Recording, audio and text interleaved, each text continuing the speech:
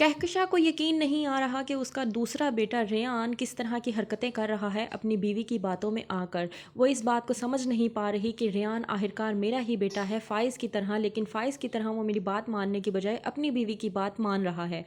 फ़ाइज़ यहाँ कहकशा से कहता है कि रेयान भाई ने वालिद साहब के तमाम तर एसिड्स को बेच दिया है, यहाँ तक कि उनके झूठे साइंस और एसिड्स इसी तरह से बेचे हैं, उनके झूठे साइन इस्तेमाल करके, यहाँ तक कि उनके झूठे थंब इम्प्रेशन भी वो इस्तेमाल करते रहे हैं। मुझे रेयान भाई से ये तवक्को और उम्मीद नहीं थी। मुदस्सिर करीम से कहता है कि आप एक ईमानदार, पुरखलूस और मोहब्बत करने वाली खातून हैं, यही वजह है कि मैं आपका इज़्ज़त और एहतराम करता हूँ, वरना आजकल के खूनी रिश्ते एक दूसरे का खून करने पर उतरे हुए हैं।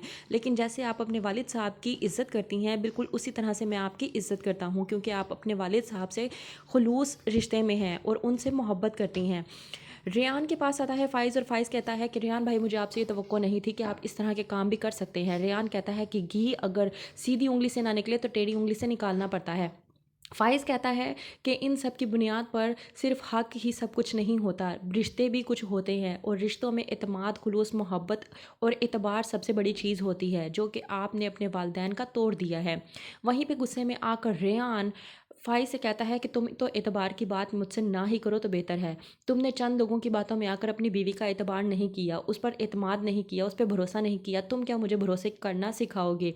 मैं अपनी बीवी की इज़्ज़त करता हूँ और अपनी बीवी की इज़्ज़त करवाना भी बहुत अच्छे से जानता हूँ। मैं तुम्हारी तरह नहीं हूँ फ़ाइज़, तो बेहतर ये है कि तुम मुझे मत समझाओ।